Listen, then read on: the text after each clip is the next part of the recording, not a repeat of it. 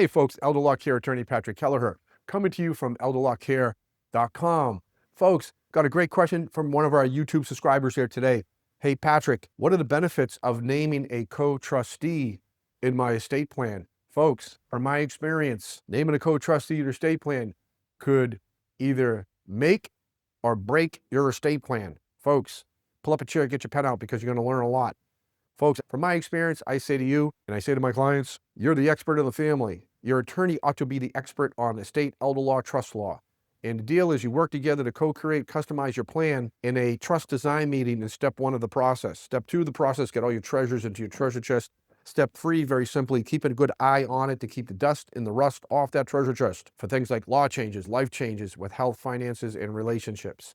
And as well as even changes in learning in the industry. That's the 3-step process right there, the proven 3-step process. But folks, should you name a co-trustee to your trust? That depends on the family dynamics. Mom and dad, Bill and Mary, coming in for me to see Patrick on their trust design meeting in step 1 of the process.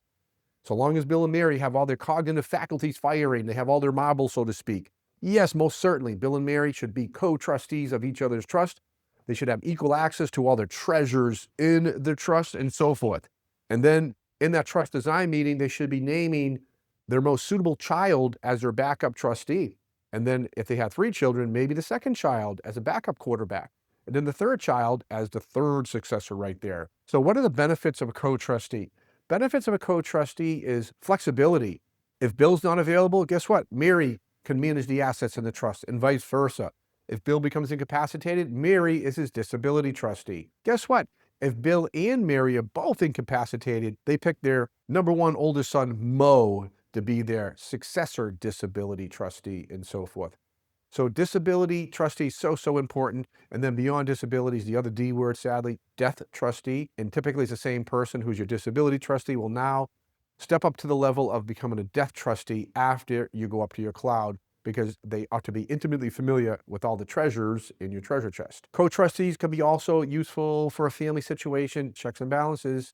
If you want to make sure that Mo has someone else assisting him doing that, maybe a professional advisor, maybe the family CPA, if it's an affluent estate, that also can be very useful for asset protection from the third-headed monster. There's been a lot of case law on that. I frequently advise counsel clients on that with affluent estates.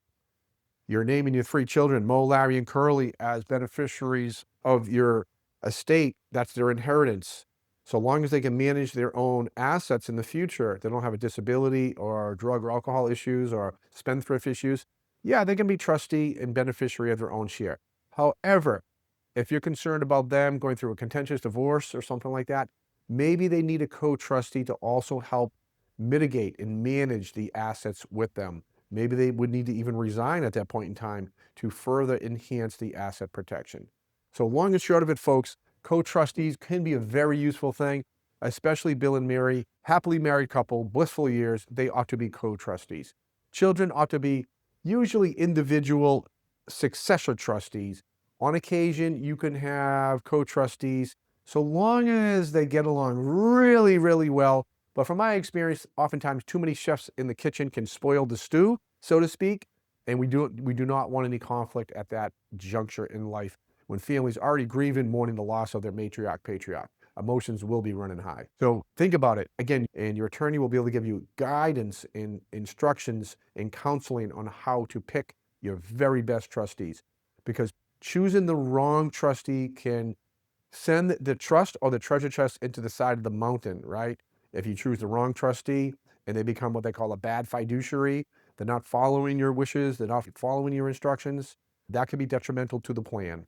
So folks, make sure when you create your trust, you work with an experienced estate elder law attorney that will give you proper counseling, proper guidance on how to pick your number 1 draft pick, your successor trustee.